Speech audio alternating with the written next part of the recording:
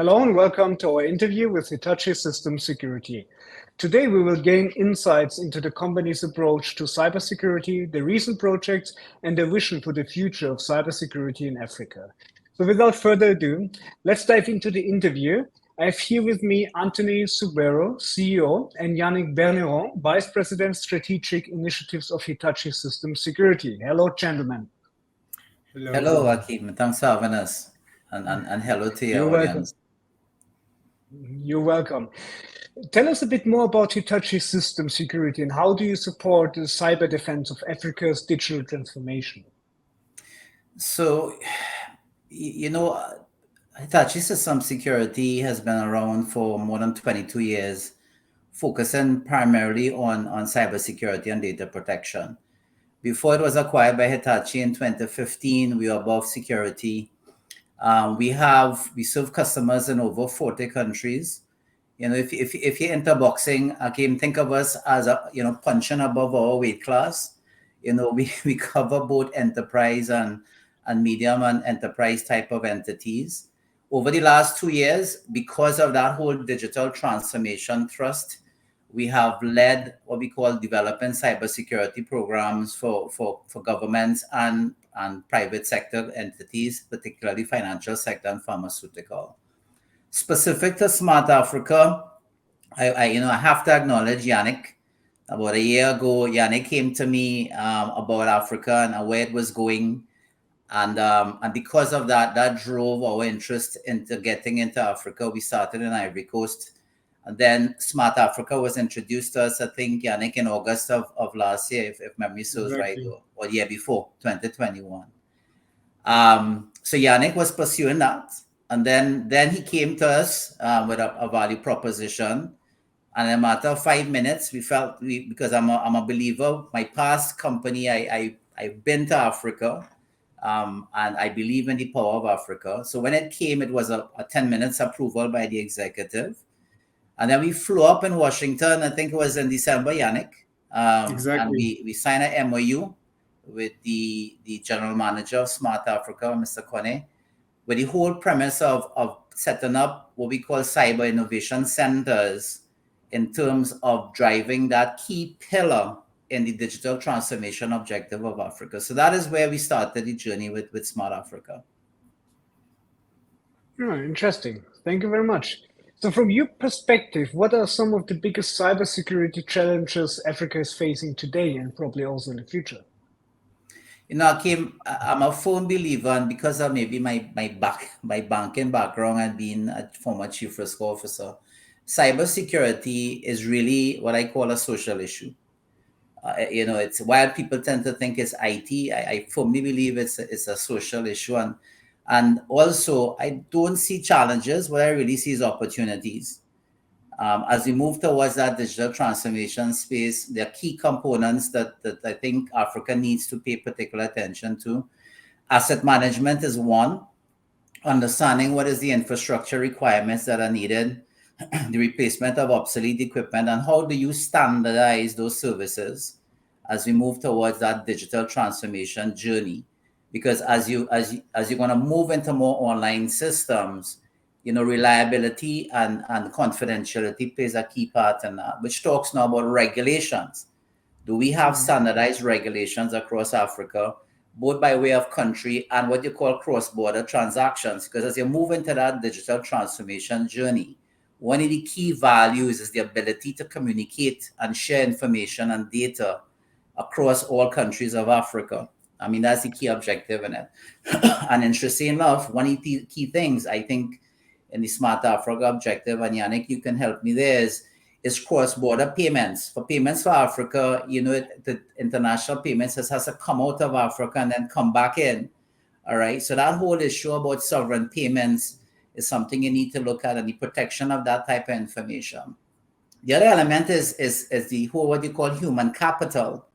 As you move into this journey, do you have the subject matter experts in Africa to sustain this particular journey? And this is where governments and academia have to come in, making sure that you have IT professionals, making sure you have cybersecurity professionals, making sure you have data privacy professionals, right?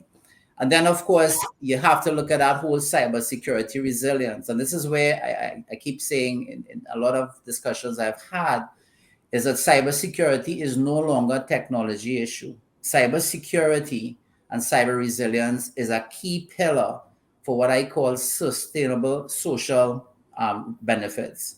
Because if you look at the attacks that are happening, again, you're seeing governments being attacked, you're seeing utilities being attacked, you're seeing financial sectors being attacked. All right, in the Caribbean in particular, Costa Rica had to state what they call a state of emergency because they were attacked. So all the government services were down. So I think building that cyber resilience is a key component. And again, understanding your threat landscape and dealing with what I call effective strategies around that. So it's key components that you need to build to take you towards that cyber resilience that would benefit that whole digital transformation space. I would like Yannick to expand a bit because this is really his strength as well, if you mind, Akeem. No, fine. Go ahead. Yes, I think one of the key pillars that we need to definitively enforce is digital confidence. Digital confidence will be one of the main reasons where this digital transformation would be or won't be a success. The capability for all those digital services to be used in confidence and to achieve such, I would say, this is a huge opportunity of acquiring skills, competencies, and having some kind of sovereign security operations center. All the administration have already started their digital transformation. Most of them already started to go through O365, but the next step is definitively to secure all these users, identity, access, and it won't be possible with having just one security operations center per administration. Countries, in our opinion, needs to have sovereign security operations center. That's where this cybersecurity innovation center comes. Transfer, knowledge transfer, acquiring skills on incident responding, skills and competencies on threat hunting, threat intel. Definitively, the time to respond is the main concern when you are attacked, when you are under attack. And it won't be, of course, you need tools, you need technology, but the main gap is definitively around skills and competencies. And this is where I think the difference will be done at the end of the day. So to wrap up here, this would mean when we talk about this first African cybersecurity innovation center in Cote d'Ivoire. So your main contribution to that is bringing skills and education, where you say, okay, at the end of the day, that's what we need first in the whole landscape to move forward. Exactly. One of the main contribution was, of course, to give people laptops so that they can, I would say, be trained. But the key pillars is knowledge. So we built a lab that will simulate a security operations center. And on top of those labs, we will do attack simulation, defense simulation, and we will train people on maintaining, managing cyber attack, detecting, using the right workbook, playbook, process. And in fact, in security operations center is about detecting, responding, and responding the right way. So you need to emphasize on different skills and competencies: threat intel, threat hunter, incident response, threat analysis, being able to analyze malware. So that all of that would be part and will be part of the Cybersecurity Innovation Center. And we started with the trainers. So we train the trainers. Okay. And then after, the trainers will train the attendees, the learning people. And we already have more than 1,000 people that would like to be trained. Unfortunately, it will be just 30 by 30. But this is, I think, where we can assess the kind of return on invest of this initiative. Mm-hmm. So that means you actually provide real training there. So it starts from the trainer, then then you actually manage the training together with trainers and people from your side, and you invite or you give students the opportunity to gain this knowledge, and then at the end of the day, the landscape can benefit from it. Exactly. Knowledge transfer, skills, competencies, acquiring those very high level of competencies. And one of the key, I would say, objective is definitively for any African country to get into having sovereign security operations center. Even if you acquire tools, you can have the best tools. If you don't have the right people doing the right thing at the right moment, you won't.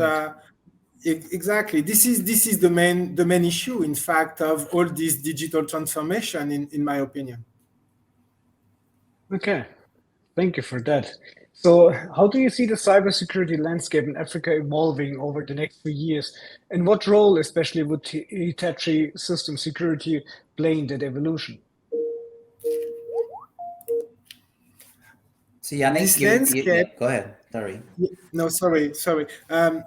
Perhaps I would say that the gap will grow based on this knowledge gap. If we are not doing the right thing now, it will just grow, the gap will grow.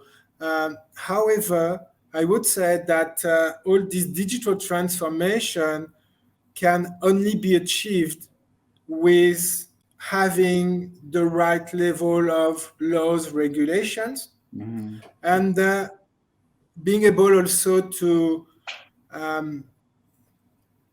correlate all capabilities from all government and having working in the same direction. And Akim, if I could add to what Yannick is saying, we have been in this process before. 15 years ago, CISO or above security time made the decision to move into the Caribbean. That was a decision as actually Yannick was one of those that actually spent some time in the Caribbean. So we have worked with Caribbean countries in evolving the digital footprint, but also driving that cyber knowledge that Yannick is referring to. Because at the end of the day, one of the things we always talk about is cyber criminals don't attack systems. Cyber criminals attack people. That's the reality.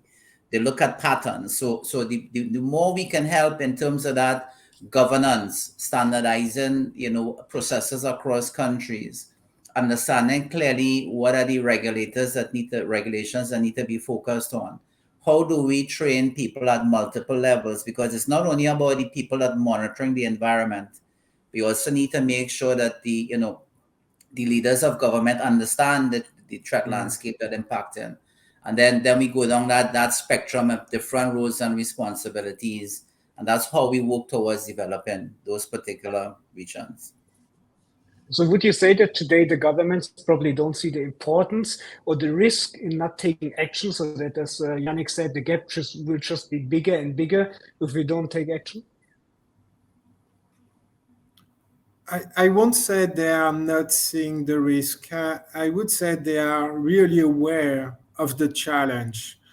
The challenge is typically to align governance and management, aligning business risk to operational risk, cybersecurity risk.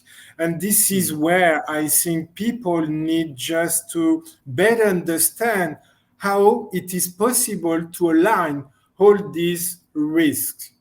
If you don't know what is critical for you, how can you be sure that you can protect it the best way? And this is where the main question is. What is critical for a company? Everybody will have his own definition. But there are methodology that can help in aligning, awareing people, and based on that, when you know what is critical, when you know what are the risks, and you know not just where are the internal threats, but also the other way. There are two sides of the firewall. You need to protect your company, but you also need to know what happened the other side of the firewall. So those alignment is, I would say, the main concern at the end of the day. It's our concern. It's the concern for any company, any administration. Thank you for that. Can you share any new projects or initiatives that you have in place at the moment, or you work on in Africa? We talked a lot about, let's say, what's happening in Africa, so how you actually take actions in projects. Next step is definitively to have a second cybersecurity innovation center open in Yamoussoukro, should be in 6 months, and after a third one also in Abidjan. But this is not, I would say, the main opportunity. Our main opportunity is to be part of the Transform Africa Summit, to share with all the other countries what we've done, what we are able to do together, and trying to make people that, yes, knowledge transfer would be and will be the key pillars of the digital transformation, just to enforce this digital confidence. So I would say expect that other countries would be interested in such an initiatives to promote and build and provide them sovereign capabilities, sovereign cybersecurity capabilities. If I could came to Yannick's point as well, Hitachi, and we are part of Hitachi, one of 910 companies within the Hitachi Group. And if you look at Hitachi, and that's one of the things that appealed to me when I joined the company in 2017, it talks about diversity, respect, innovation, and sustainable development. Those are the 4 key components. And it matches back nicely to the Smart Africa objective.